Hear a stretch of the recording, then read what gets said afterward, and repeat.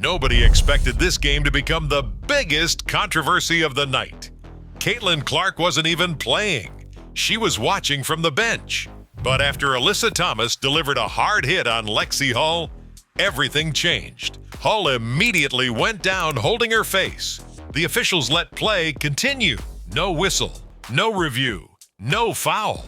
Within minutes, fans were flooding social media asking the same question. How did the referees miss that?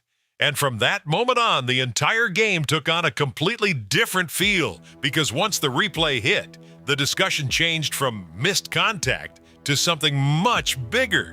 On the replay, the contact looked severe. Hull was clearly hit up high.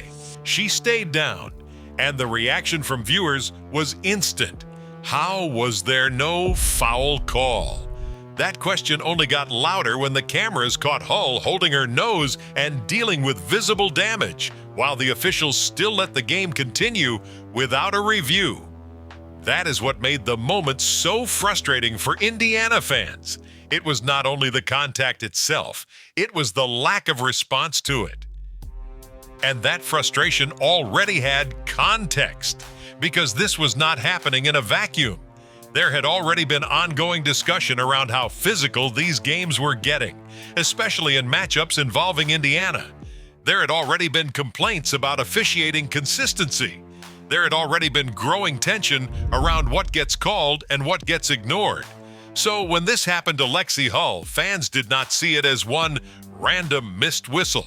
They saw another example, and the replay only made that reaction stronger. The broadcast angle showed the contact clearly enough that people across social media immediately started debating intent, discipline, and whether the league would need to take another look after the game. Then came another moment that made everything worse. The cameras appeared to catch Alyssa Thomas reacting in a way fans did not like at all. That became gasoline on the fire. Because once viewers believe a player delivered dangerous contact, any reaction afterward gets magnified instantly. And from that point forward, the game stopped feeling normal.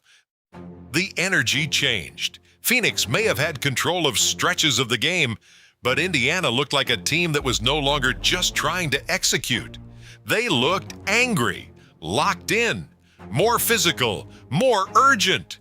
But then the game took a turn nobody saw coming. Because instead of falling apart without Caitlin Clark available, the Fever responded. Down double digits in the third quarter, Indiana found a completely different gear. The defense tightened first. That is usually where real comebacks begin, not with one hot shooting stretch, but with stops. Indiana started forcing tougher possessions, getting out in transition, and suddenly the pace of the game changed. A matchup that was starting to lean Phoenix's way turned into a fight possession by possession. Then the fourth quarter became chaos. Every bucket mattered. Every mistake felt huge. Neither team could create real separation. And in those moments, Indiana kept finding answers. Ty Harris gave them huge offense late. Kelsey Mitchell took control when the game needed shot creation.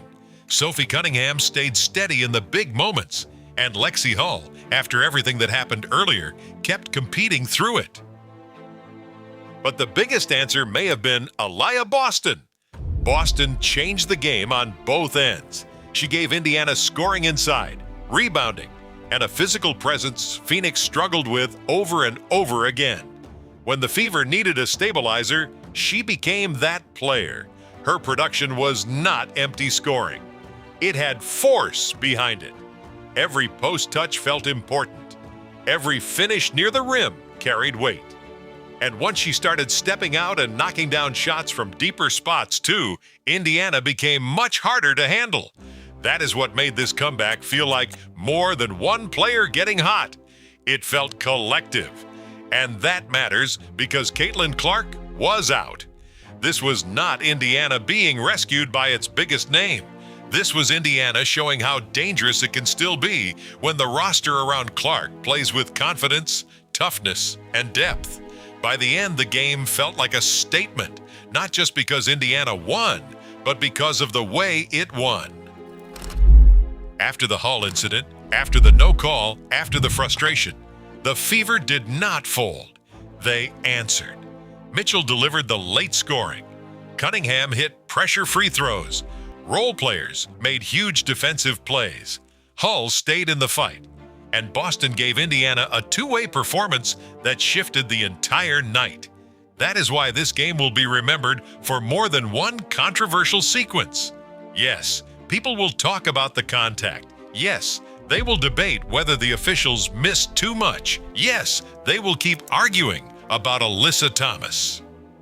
But the bigger basketball takeaway may be what Indiana showed without Clark on the floor.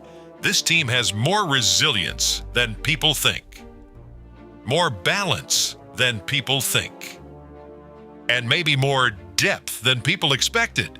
Because when the game got ugly, emotional, and physical, Indiana did not back down. They played through it, and then they took the win with them. That is the part Phoenix will remember, and that is the part the rest of the league should probably pay attention to too.